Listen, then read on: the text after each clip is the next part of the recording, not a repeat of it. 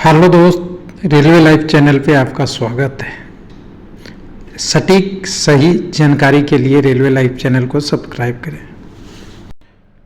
Hello दोस्त, जब LP की एग्ज़ाम फॉर्म भरी गई थी तो एक क्वायरी आता था एग्ज़ाम कंडक्टिंग एजेंसी टीसीएस ही होगा या नहीं होगा। तो आपने एक 10वीं में कहावत सुनी होगी, अभिशाप या वरदान। क्या? विज्ञान। अगर विज्ञान को सही से यूज करते हैं तो वरदान, और थोड़ा सा उसको गलत तरीके में ले जाएंगे तो अभिशाप भी बन जाता है, क्योंकि उसका रिएक्शन बहुत खतरनाक होता है गलत यूज से। यहाँ भी कुछ ऐसा ही हुआ था इस पेपर में। अगर आरआरबी एलपी सीबीटी 1 की बात करेंगे तो 90% टेस्ट देने वाले कैंडिडेटों का स्कोर 50+ ही होता था, और जिसको प्लस 50 आता था ना, रोने लगता था मेरा स्कोर बहुत कम हो रहा है। 55 होता था, 65 होता था, खुश हो जाते थे, अरे मैं तो अच्छा कर रहा हूँ। लेकिन जब एग्ज़ाम हुआ आरआरबी का एक्चुअल एग्ज़ाम, तो 35 से 45 के बीच में आ गया, तभी नहीं रो रहे हैं। ये क्या, इसकी जिम्मेवारी कौन लेना चाहिए, किसकी जिम्मेवारी है? किसी न किसी की तो होगा ही। और ख़ास करके उन विद्यार्थियों का जो आज के डेट में सेल्फ स्टडी और इन्फॉर्मेशन का कॉम्बिनेशन से पढ़ने के अलावा सबसे ज़्यादा केवल इन्फॉर्मेशन और हाईलाइटेड टॉपिक पे चले जाते हैं। हालांकि मैं ये नहीं बोलता कि कोई टेस्ट बेच रहा है या नहीं बेच रहा है, उससे मेरा लेना देना नहीं है, क्योंकि मैं नहीं बेचता, मुझे इस मार्केटिंग का नहीं पता, मुझे नॉलेज भी नहीं है, नहीं मुझे किसी गलत बहकाने का शौक़ भी नहीं है, और नहीं गलत बहका के पैसे कमाने का शौक़ है।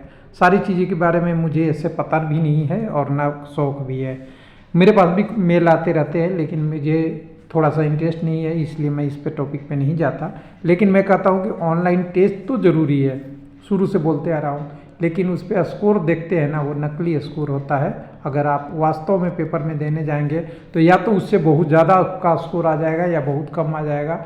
तो आपकी समझ में सकते हैं कि रेगुलर 65 करने वाला स्टूडेंट 25 पे कैसे आ गया 75 में से। समझ रहे हैं कितने? 75 में से आपके 20 नंबर अगर कम हो जा रहे हैं तो 100 में से आप समझ सकते हैं कितने कम हो जाएंगे।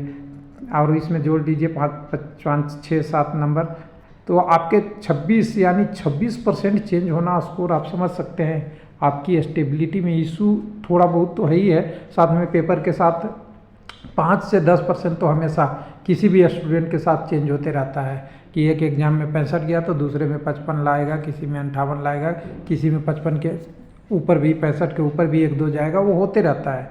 लेकिन इसके लिए सबसे बड़ी जिम्मेवारी है विद्यार्थी का सोचने के लिए और कुछ बताने वाले के लिए, कि आप जब तक ऑनलाइन टेस्ट नहीं दोगे तब तक आपका सफलता नहीं मिलेगा। मैंने आज तक कोई टेस्ट नहीं दिया, जबकि टेस्ट बनाया है।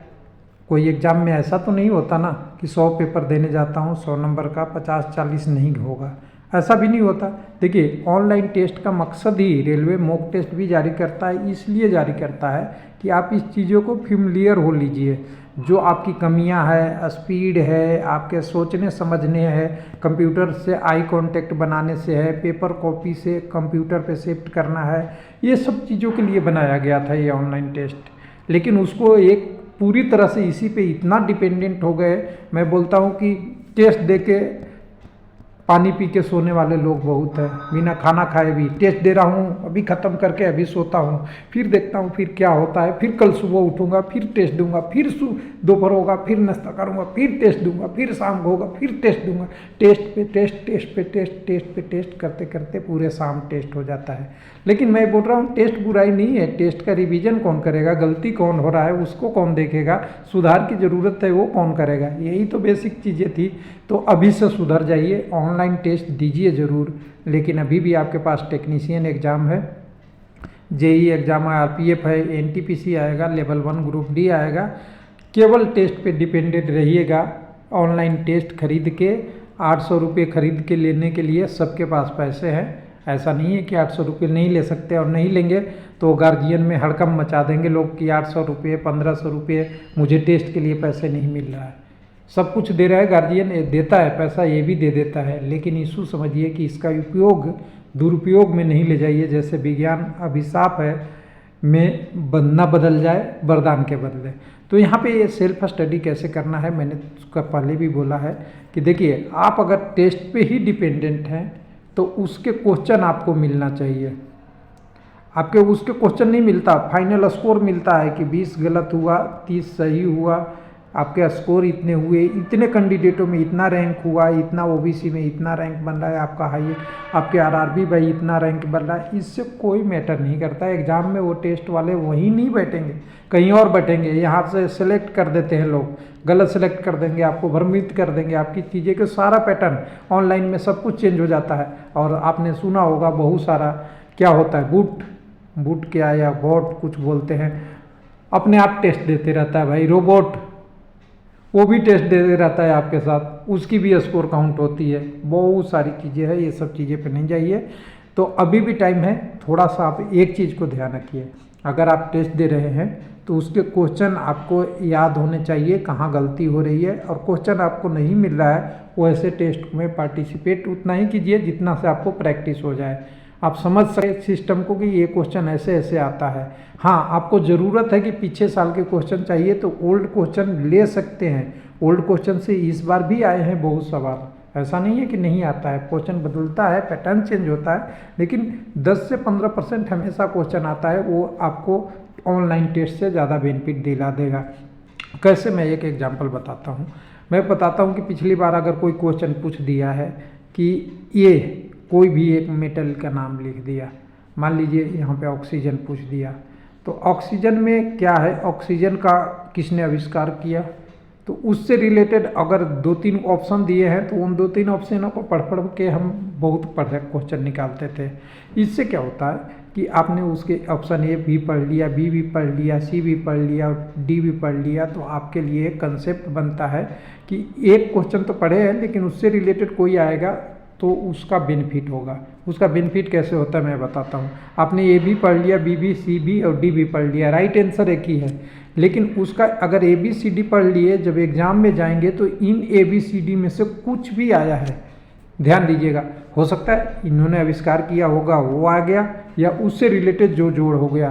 तो आपके पास जो 4 ऑप्शन आते हैं ना, ध्यान से देखिएगा, मैं बता रहा हूँ, थोड़ा सा इसको समझिएगा।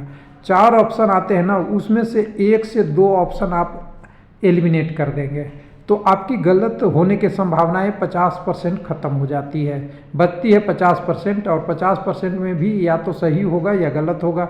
ऐसे ऐसे अगर आपने 10 क्वेश्चन किए ना, तो अगर आपके 7 क्वेश्चन भी सही हो गए, ध्यान दीजिएगा, 7 या 6 भी हो जाएगा, मान लीजिए आधा आधा पे भी आते हैं, तब भी आपको 1 से 2 नंबर का बेनिफिट मिल जाता है, ध्यान दीजिएगा। और ये 1 से 2 नंबर बहुत इंपॉर्टेंट होते हैं, हमने हर एग्जाम में बात करते रहते हैं, ये कंसेप्ट बिल्डिंग है।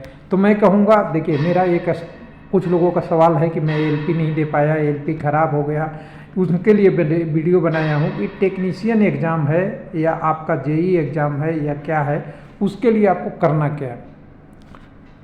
सेल्फ स्टडी बहुत ज़रूरी है, आपको रिवीजन का समय देना ज़रूरी है, इन्फॉर्मेशन कलेक्ट करते रहिए सब जगह से जहाँ से आ रही है, लेकिन इन्फॉर्मेशन के पीछे भागिए मत। दिन भर इन्फॉर्मेशन ही काम नहीं आएगा, एग्ज़ाम में आपको देना है तो पेपर देना है। और सबसे बड़ी चीज़ है कि जितना ज़्यादा जिसके पास इन्फॉर्मेशन होता है उसके दिमाग में उतना ही चीज़ चलती रहती है, भले वो विद्यार्थी पढ़ने वाला बहुत तेज हो, उसके दिमाग में प्लस माइनस इतने साइन बन जाते हैं ना कि मैं ये पढ़ूँ ये पढ़ूँ ये पढ़ूँ, कई बार तो पढ़ने के ही पता नहीं चलता कि पढ़ना क्या है। तो इसलिए ध्यान दीजिएगा कि आपको जब पढ़ना है तो पढ़ने के लिए पहले क्या बोला जाता था, शांति। कुछ लोग रात में पढ़ते हैं शांति के लिए, लेकिन ऑनलाइन मॉक टेस्ट देते हैं अशांति के लिए। ये चीज़ें से बचिए, अपने थोड़े से ही पढ़िए, जितना आपकी कैपेबिलिटी है उतना ही पढ़िए। अगर आप 5 घंटे पढ़ जाते हैं 5 घंटा पढ़िए, लेकिन 5 घंटा अगर सही से पढ़ लेते हैं तो बहुत टाइम होता है। आपके कंसेप्ट बिल्डिंग करते हुए चलिए, और हाथ में कलम। मैं उनके लिए बता रहा हूँ जो समझना चाहता है, जो मॉक टेस्ट पे डिपेंडेंट है, वो ये चीज़ें पे आएगा ही नहीं। कलम, और अपनी किताब से मोह नहीं कीजिएगा, कलम को चलाना है, और चाहे वो किताब के कितनी अच्छी पेज सुंदर ना हो, उस पर रगड़ देना है, जो आपको मन करे लिख लीजिए, क्योंकि अगली बार जब पढ़ेंगे ना तो वो लिखा हुआ शब्द आपके दिमाग में, मेमोरी में और सेल में वो स्टोर होके रहता है। और उसको अगर देखते ही ना, याद हो या ना हो, मैं कह दूँ एक सिंपल सी बात कर दे रहा हूँ। एक कैंडिडेट का गर्लफ्रेंड था, ठीक सीधी सी बात कर रहा हूँ, उससे लड़ाई हो गई, कैंडिडेट ने अपने शादी कर लिया, बच्चे हो गए, सब कुछ हो गया, अपनी ज़िंदगी गुजार रहा है, लास्ट एग्ज़ाम देने जा रहा था, 35 साल का हो गया और उसे गर्लफ्रेंड एग्ज़ाम सेंटर पे दिख जाएगी। मैं बता रहा हूँ 2 से 3 नंबर ज़रूर अच्छा वो करके आएगा, क्योंकि उसके दिमाग में कुछ तो उनकी तंत्रिका तंत्र खुशियों से भर जाता है और एक अच्छा सा पॉजिटिव एनर्जी जनरेट करता है, जो नेगेटिव जो दिमाग में रहता है वो ख़त्म हो जाता है। कहने का मतलब था कि मैंने गर्लफ्रेंड एग्जाम्पल बताया है, ऐसे ऐसे आपकी ज़िंदगी में बहुत सारी खुशियाँ हैं। खुशियाँ मतलब दूसरों से लेने की ज़रूरत नहीं है, अपने से आप कंसेप्ट बना लीजिए कि किस हिसाब से पढ़ना है और पढ़ते वक्त इंजॉय कीजिए ना, वो ज़्यादा याद आता है। और जबकि ये टेस्ट के रिजल्ट में क्या होता है मैं बता दूं, टेस्ट के रिजल्ट पे या तो मातम होती है, मातम समझ सकते हैं, या होता है चीयर पार्टी। अरे मैंने इतना कर दिया, 65 कर दिया तो पार्टी, और मैंने 55 से नीचे आ गया तो अरे यार मेरे में इम्प्रूवमेंट नहीं हो रहा है। अरे ये सब तो लर्निंग का पार्ट है, कम ज़्यादा होते रहता है, लेकिन उसके लिए आपको हर समय टेस्ट ही नहीं देना है। जब अगर कम आ गया 50 तो फिर दूसरे दिन टेस्ट देने की ज़रूरत ही क्या है आपको। मैं इतना इसलिए बता रहा हूँ कि 50 आपको आ गया, आप 75 नंबर दे रहे हो, आपके नंबर 50 आ रहे हैं, तो मैं बोला हूँ टेस्ट बंद करो, सीधा स्टडी पे आ जाओ, तभी इम्प्रूव होगा, ना कि टेस्ट दे के इम्प्रूव कर पाओगे। आपने पढ़ा 1 रुपया भी नहीं और रिजल्ट चाह रहे हैं 200 का, तो वो कहाँ से आएगा भाई। मतलब समझ रहे हैं ना, क्वेश्चन का आपके पास क्वेश्चन का बैंक नहीं है आपके मेमोरी में, और आप किससे लड़ रहे हैं, क्वेश्चन जो अपने मन से कोई छापा है उसमें टेस्ट दे रहे हैं। कितनी विडंबना है कैंडिडेट की समझने की और सोचने की कि हमने बैंक अपना तो बनाया नहीं, लेकिन उस बैंक में से दूसरों को बताने चले हैं, कंप्यूटर को बताने चले हैं कि मेरे पास इतनी क्वेश्चन आ गई है कि मैं आपके कोई भी क्वेश्चन आएगा उसका जवाब दे दूंगा। हद है यार। कंसेप्ट तो समझ लो बच्चों, जिस दिन समझ लिए बहुत आगे बढ़ोगे, और नहीं अगर समझे ना तो हो सकता है कि आपकी कहीं सफलता मिल भी जाए, लेकिन रेगुलर सफलता तो नहीं मिलेगी। धन्यवाद।